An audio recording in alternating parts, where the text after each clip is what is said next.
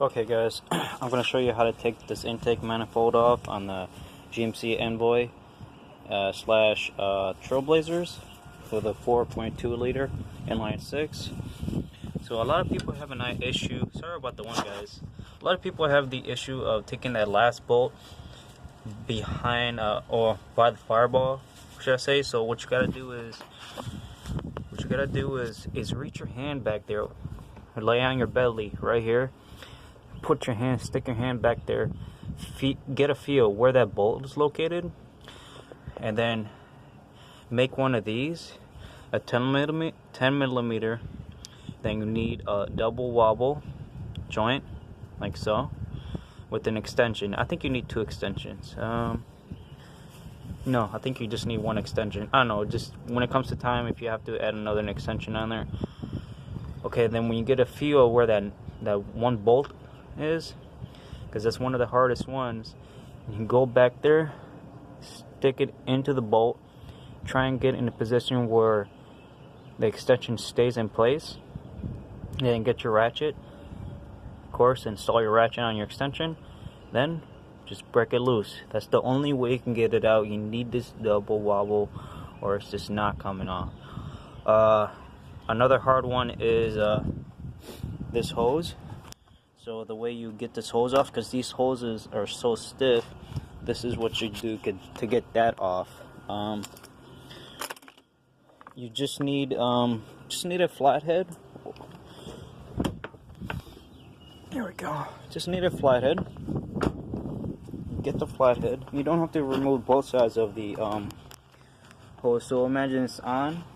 You go in there. You try and pry it off as much as you can, like so.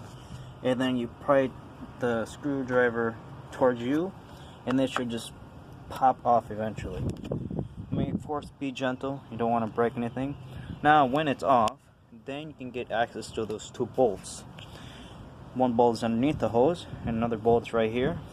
What you do is turn that to the right, and then you get access to that bolt as well in there. So there's a pattern on how to take this off.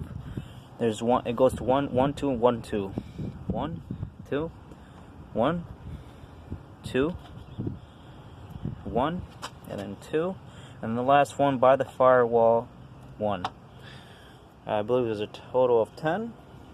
Then the next part is, after you take all those bolts off, you still can't take the intake manifold off because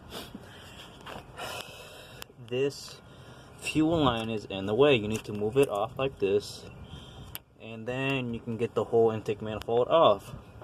See, the problem with this is, even, at least for me, I went and bought all these fuel line disconnectors. This didn't work, and I bought this. I was like, oh, okay, it's aluminum, it's strong, it's gotta work. Nope, this crap doesn't work either. I thought it was a 3/8 disconnector, but I don't know, it still doesn't work. So what I did is, I was like, you know what, I'm not buying any more fuel line disconnectors. I'm not wasting any more money. So what I did is, sorry about the one guys again. You see this? I made a, okay, so I took the cap off of a pen. I cut one end of the cap, and then I cut the cap in half, slid it over the steel pipe here. Wow, this was, I'm not going to slide it all the way in because it's going to be hard to get off again. But imagine it was on like so. You slide that cap in, you slide it really hard, pops right in. Then you wiggle the fuel line off, because what that pen cap does, it pushes those little clips in. You can barely see them in there. Those pushes those in, and then allows you to take the stupid fuel line off. Then you can take the intake manifold off. This is the kind of cap you can use. Get a razor, cut that off. Get the razor, make that bumpy area here smooth. Then cut it about here. And then, after that, cut it down the middle. Then, you just after you cut it down the middle, like I said, as you can see, I cut it down the middle there. and then you slide that over gently. You don't want to bust the little plastic, it's fragile. Slide it in, jiggle it off, boom, comes right off. No need to buy any damn disconnect tools. It's so unnecessary. I'm sure you have a pen around laying with a cap. If not, just go buy pen caps. They're so cheap. Or I mean the pen. You know, buy the pen and then use the pen caps. But that's the way to take it out. I mean, at least this is how I did it. That's how it looks when it's off. Of course, you have to take the alternator out. You have to take the bracket where the alternator is. This is just so ridiculous how they made these vehicles. It's so difficult just to change out the valve cover gasket. You have to do all this just so you can get access to these bolts, because these bolts you can't get any access because the stupid intake manifold goes over it like so, and it's just unbelievable.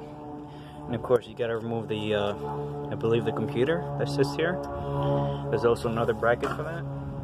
But that's how you take it off. Like I say, here's another look. I hope this video helped. Please let me know in the comments what you think of the video. You know, hit the like button, subscribe, support me if you guys like. I got some other helpful videos I have on my channel, so check those out. And that is it, guys. Thank you for watching. Subscribe and like.